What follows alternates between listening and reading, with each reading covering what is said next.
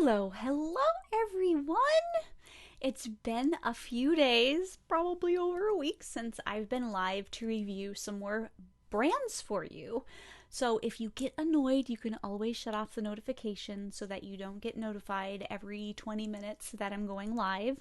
But I just wanted to hopefully get through the rest of the brands that those of you who are not in the US requested for me to review. So I'm continuing the series, and you can find all of these over at Using Essential Oils Safely over on YouTube. You can find my YouTube channel over there, and I have over 50, probably close to 60 reviews that I've done so far for non-US brands. So the next one that I'm going to review is Aroma, and this was suggested by Elizabeth. So I'm going to click, not on her profile, wrong click. Oh boy. Da da da da da. Where are you? Oh boy. Hang on, guys. La di da. It just takes one little click to mess everything up. All right, here we go. This is the one I wanted to click on. So, this is Aroma. I don't believe I've ever been here before. So let's check out some of the single essential oils and see what sort of safety information they have available on the profiles. And if they have blends, I can review those as well. So let me go ahead and get my book handy so that I can verify if I'm not 100% sure on something. So let's go ahead and check out Allspice. Now this is an essential oil that has quite a few safety issues, to the point that I actually don't recommend even bothering using this.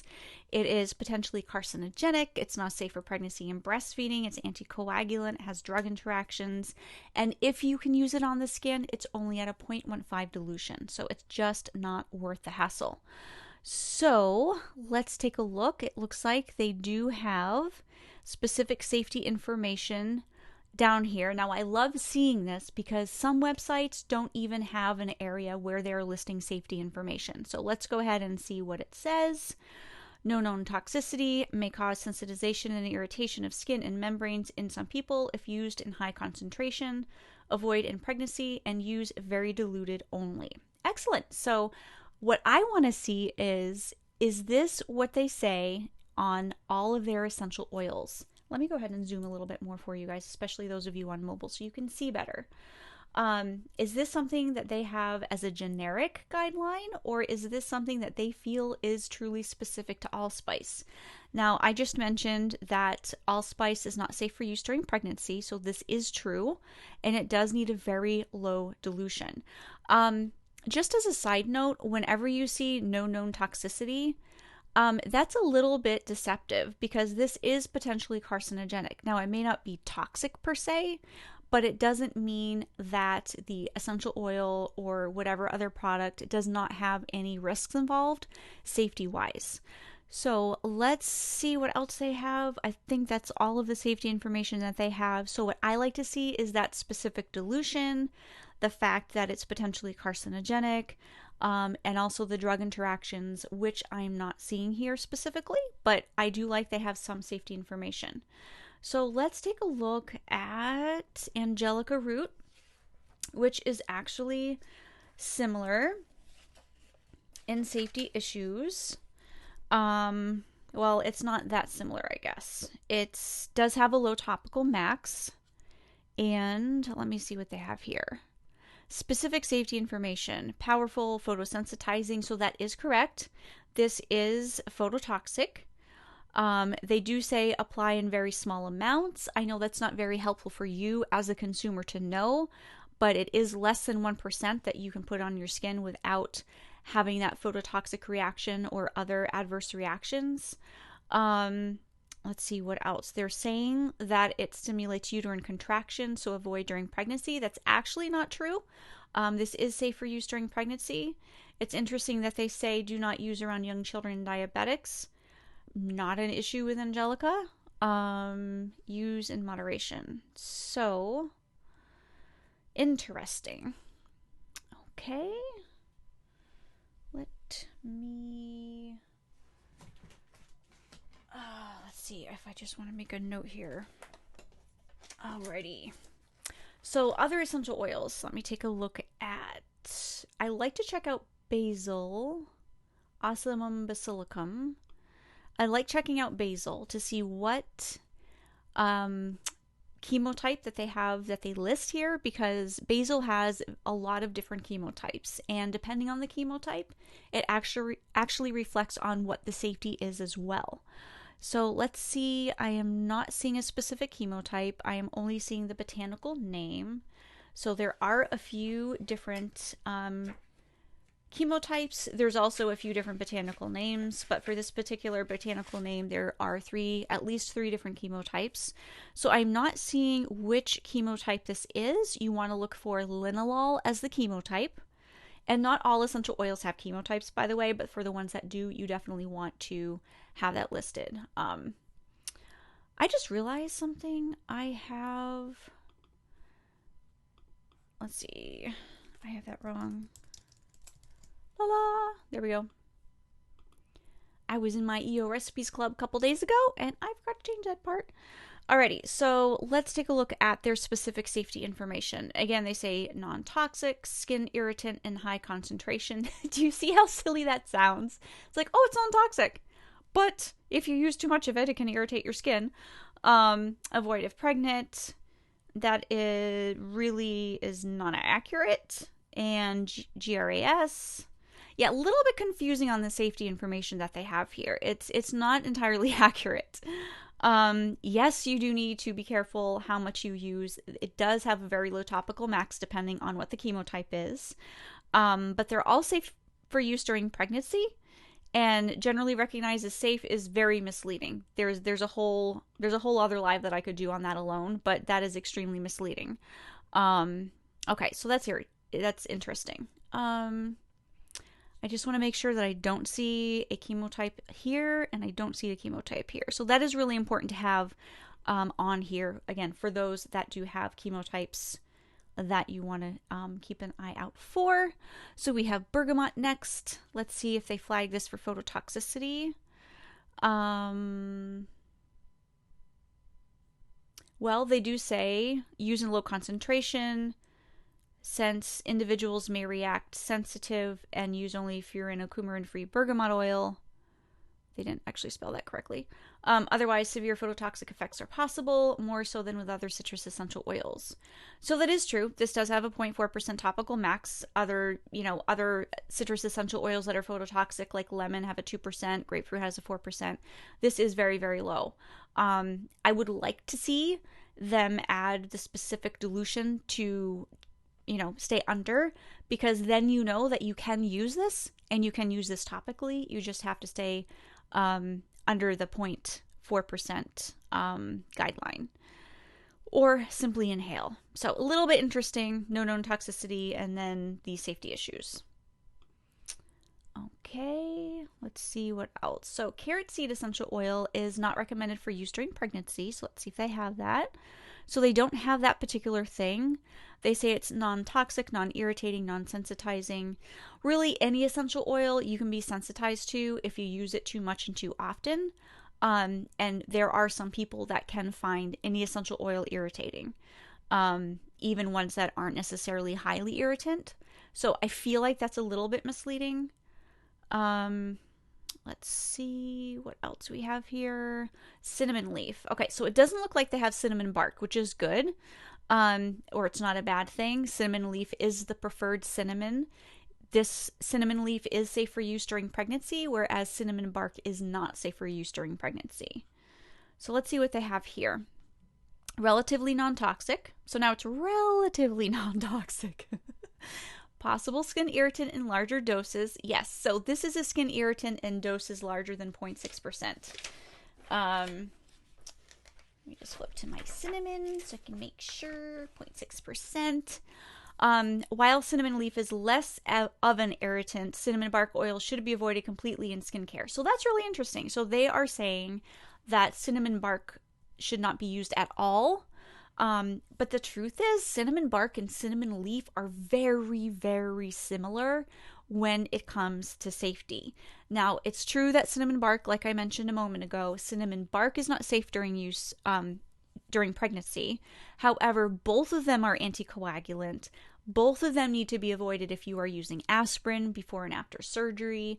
Both of them are not safe around your pets, particularly cats. They both have drug interactions, so cinnamon bark is not that much worse than cinnamon leaf.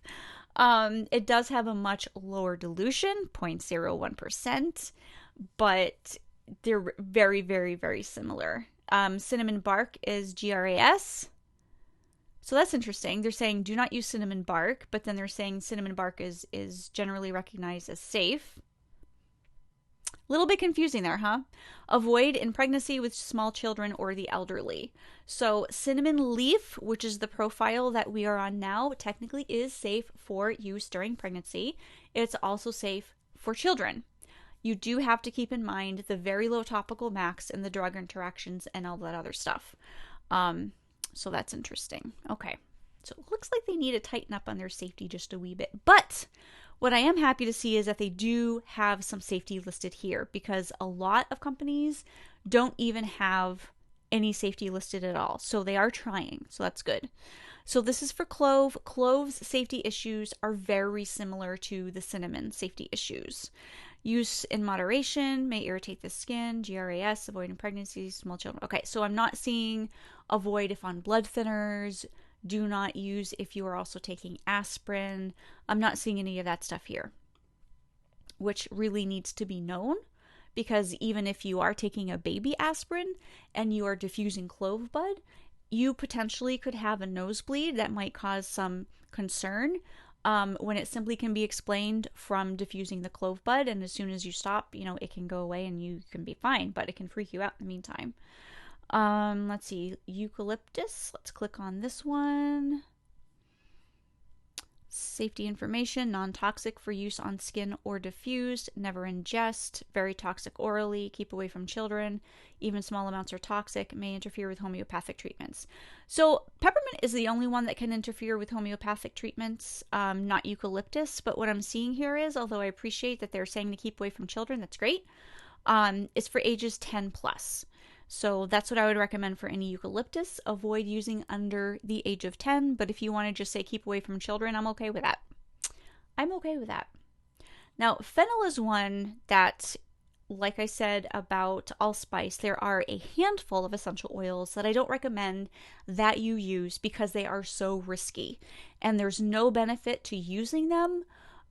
There are other essential oils that have similar benefits without the risks, so those would be the ones that I would suggest using. Non-toxic, however, stupefying in larger concentration, used sparingly. It should not be used during pregnancy, which is correct, and by epileptics, used in moderation. So yeah, it's also potentially carcinogenic, and there are other safety issues. It has a very low topical max as well. Let's see what else we have here. Grapefruit, this should be flagged as being phototoxic, which they mentioned, so that's great. I'm not comfortable with their addition of generally regarded as safe, approved by the FDA as a food flavor, because that is extremely misleading. Like I mentioned before, that could be a whole other live, so just take that with a grain of salt. Let's see what else we have here. So hyssop. Let's see what hyssop they have. So there are quite a few different hyssops. So this is the officinalis. Okay, so the question is, what is the chemotype? We have linalool and we have pinocamphine, and they have very different safety issues. So without knowing, the linalool is going to be the one that we prefer. That is the one that is safe for all ages, that is safe for pregnancy, that is safe for breastfeeding. The pinocamphine chemotype, however, is not worth using. It's neurotonic, it's potentially carcinogenic, not safe for use during pregnancy and breastfeeding, and it has a very low topical max.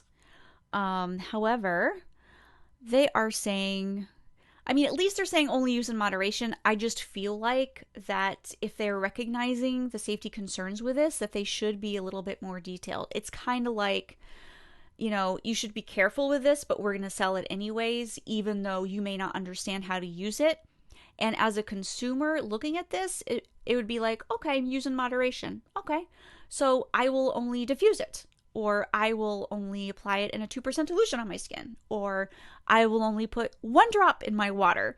None of which are actually going to be safe. So use in moderation is not very specific, and I feel like that is open to customers potentially hurting themselves just by not understanding how to use this essential oil. And this is one of the few that I don't recommend using at all just because of the safety issues involved.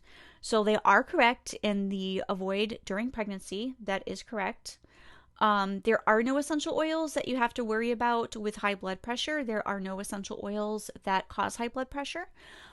So that is something that now we know. Historically, aromatherapists were concerned with a couple of essential oils because at that time we only had information about the herbs, and there were thoughts that the same safety applied to the herbs as to the essential oils, and we know now they're very different and they have very different safety issues. Okay, so let's see what else they have here. So lemon essential oil, this should be flagged as phototoxic, which it is. Again, 2% dilution is what you want for lemon to avoid the phototoxic reaction. So be careful of that. So they do have marjoram Spanish. So marjoram sweet is going to be the one that you are going to want to choose between Spanish and sweet. Sweet is the preferred one. Marjoram Spanish or Spanish marjoram is not safe for use during, is not safe for under age 10. So it is safe for use during pregnancy. So this is interesting. Avoid if you are pregnant or have low blood pressure. So that would indicate that this is good for high blood pressure because it lowers it, but that's not accurate. So don't be confused about that. But this is a 10 plus ages essential oil, and I'm not seeing that mentioned here. Myrrh is one that should be avoided during pregnancy. Okay, this is pre-diluted. Let me skip that and go back over here. They sometimes do that because myrrh is so expensive. To help with that. Okay, so they do have not for use during pregnancy. That is good. And in this case, it's actually correct. You are not supposed to use myrrh during pregnancy. Okay. Nutmeg is one of the few that I don't recommend anyone ever use because it is not safe. Used in large doses, nutmeg has toxic effects leading to nausea, stupor, and irregular heartbeat. Even a couple of drops inhaled can actually make you feel woozy or wonky or weird. So this is one that's also neurotoxic. It actually is neurotoxic, and it's potentially carcinogenic. So you want to be super, super careful with that as well. Not neurotoxic, psychotropic. So that's what this refers to here. If you use too much, you can feel stupor. That's what that is referring to. Also not safe during pregnancy, breastfeeding. Yeah, it's one of those you want to be super careful of. And it also has a super low topical max. So oregano essential oil. Let's take a look and see what safety issues they have here listed. Oh, I am not seeing anything here. That's very interesting. Okay, so there is no information here, which is unfortunate because oregano essential oil has a lot of safety issues. It has a lot of safety issues. It has age limits. It has drug interactions. It has, even if you're taking baby aspirin, do not use. So there are a lot of safety issues when it comes to oregano. So I'm disappointed that they don't have that listed. Let's take a look at peppermint. This is an age 6+ essential oil.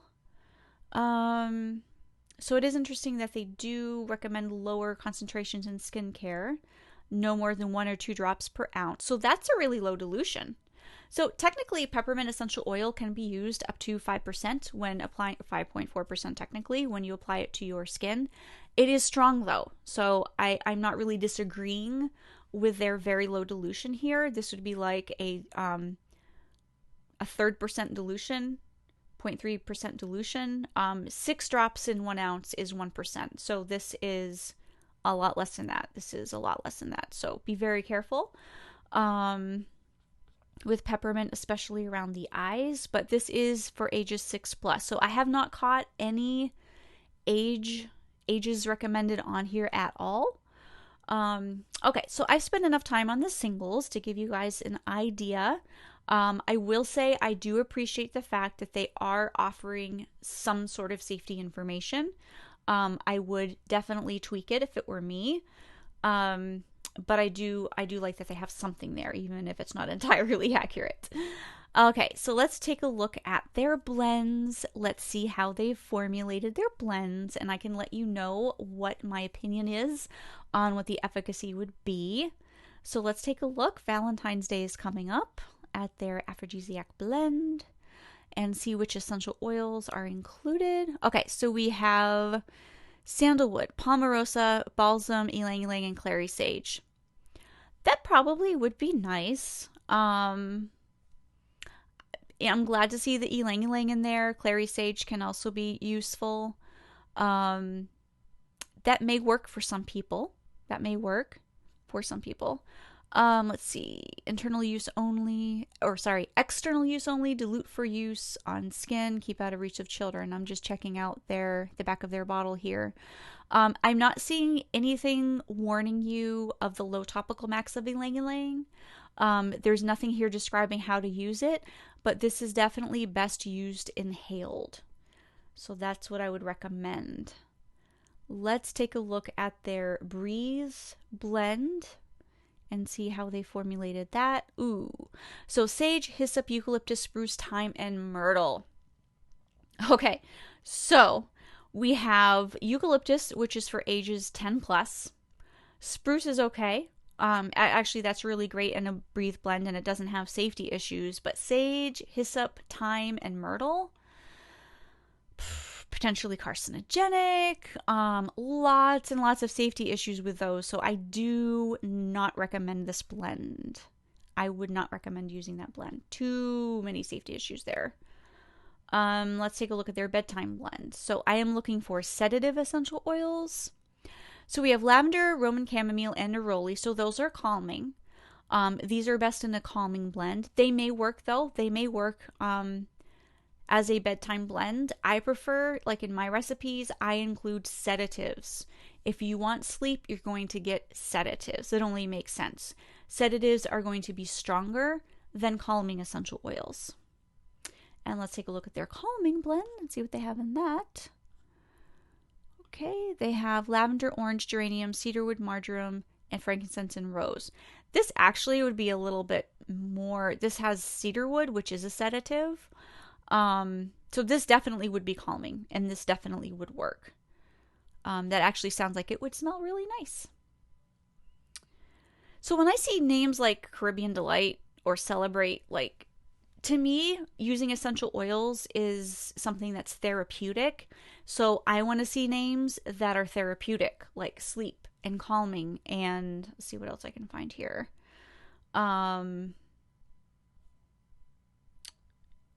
Energizing is another one. But essential oils have therapeutic properties, so that's how they work best. Sorry.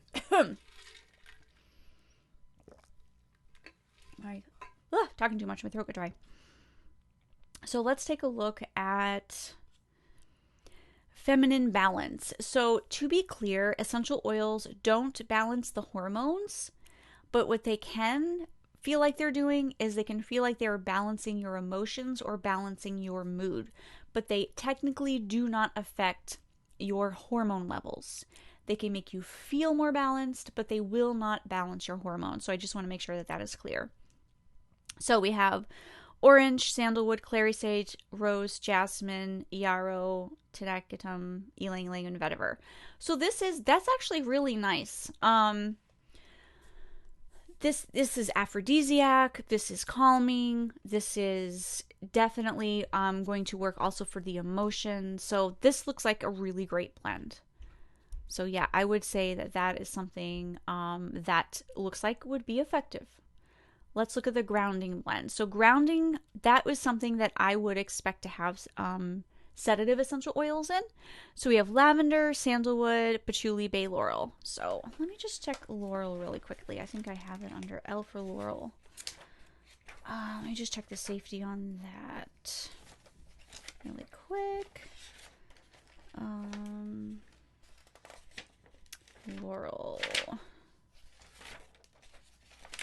Okay, laurel leaf, also known as bay laurel. If that is Laurus nobilis, sometimes people don't list things. Bay laurel is often laurel leaf, and if that is the case, this would be for ages 10 and above, potentially carcinogenic.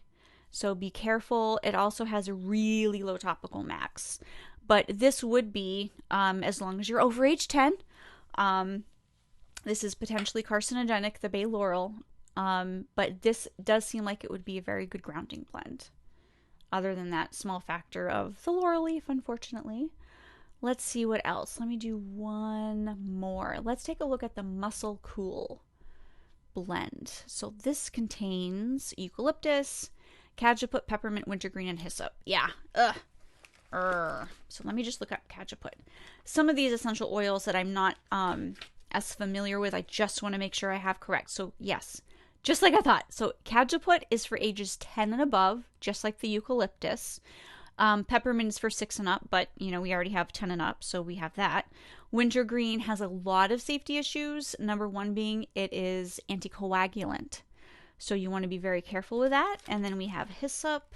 It's really going to depend. I know we went over this a few minutes ago in the singles, I believe.